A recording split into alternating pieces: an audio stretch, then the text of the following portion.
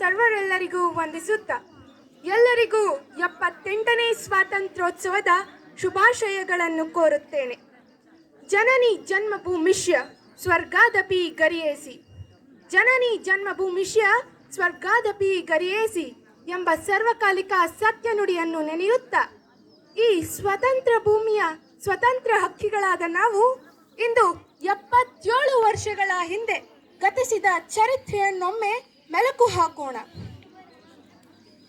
ಛಲ, ಹಠ, ಗುರಿ, ಸಾಧನೆ, ಪರಿಶ್ರಮ ಇದ್ದರೆ ಏನಾದರೂ ಸಾಧಿಸಬಹುದು. ಅಸಾಧ್ಯ ಎಂಬ ಪದದಲ್ಲೇ ಸಾಧ್ಯ ಇರಬೇಕಾದರೆ ನಾವೇಕೆ ಅಸಾಧ್ಯಕ್ಕೆ ಹೆದರಬೇಕು ಎಂದು ತೋರಿಸಿಕೊಟ್ಟ, ಆ ಮಾರ್ಗದಲ್ಲಿ ನಡೆದು ಸಾಧಿಸಿದ, ನಮ್ಮ ಸ್ವಾತಂತ್ರ್ಯಕ್ಕಾಗಿ ತಮ್ಮ ಪ್ರಾಣವನ್ನು ಮುಡಿಪಾಗಿಟ್ಟ ಆ ವೀರ ಯೋಧರನ್ನು ಸ್ಮರಿಸುವ ಸುದಿನ ಇಂದು. ಸ್ನೇಹಿತರೆ, ಒಂದು ಕಾಲದಲ್ಲಿ ನಮ್ಮ ಭಾರತ ವೈಭವದಿಂದ ಕೂಡಿದ ನಾಡಾಗಿತ್ತು. ಇಡೀ ಜಗತ್ತು ಅಕ್ಷರಾಭ್ಯಾಸ ಮಾಡುವಾಗ ನಮ್ಮ ಭಾರತದಲ್ಲಿ ಐತಿಹಾಸಿಕ ಪುಸ್ತಕಗಳೇ ರಚನೆಯಾಗಿದ್ದವಂತೆ.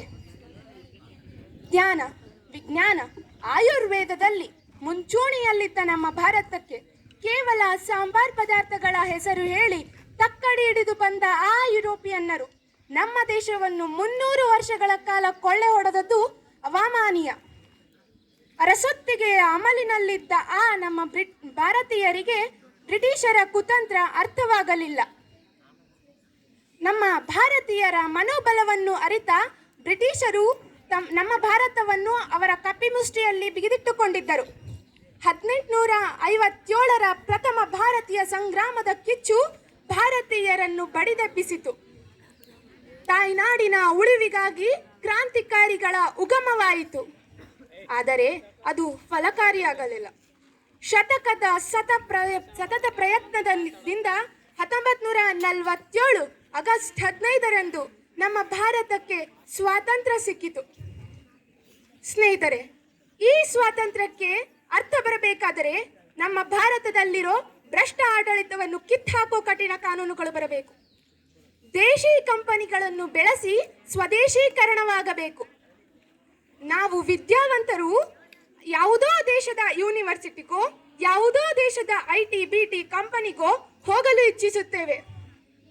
ಸ್ನೇಹಿತರೆ, ಆದರೆ ಇದು ನೆನಪಿರಲಿ, ನಳಂದ ಅಂತ ಮಹಾವಿಶ್ವವಿದ್ಯಾಲಯಗಳು ಜಗತ್ತಿಗೆ ಪ್ರಚಿತವಾದದ್ದೇ ನಮ್ಮ ಭಾರತದಿಂದ. ಸುಶ್ರುತರಂತ ಮಹಾಶಸ್ತ್ರ ಚಿಕಿತ್ಸಜ್ಞರು ಭಾರತದಿಂದ ಪರಿಚಿತವಾದರು.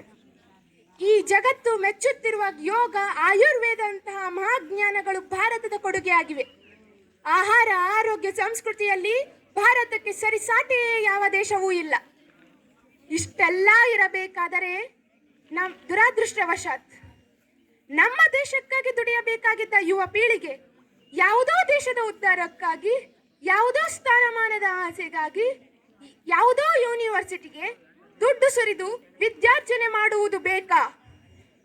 ಸ್ನೇಹಿತರೆ, ನಮ್ಮ ಸ್ವಾತಂತ್ರ್ಯಕ್ಕಾಗಿ ತಮ್ಮ ಪ್ರಾಣವನ್ನೇ ಮುಡಿಪಾಗಿಟ್ಟು ನಮ್ಮನ್ನು ಪರಕೀಯರಿಂದ ರಕ್ಷಿಸಿದ ಆ ವೀರ ಯೋಧರ ತ್ಯಾಗ ಬಲಿದಾನಕ್ಕೆ ಬೆಲೆ ಕೊಡೋಣ.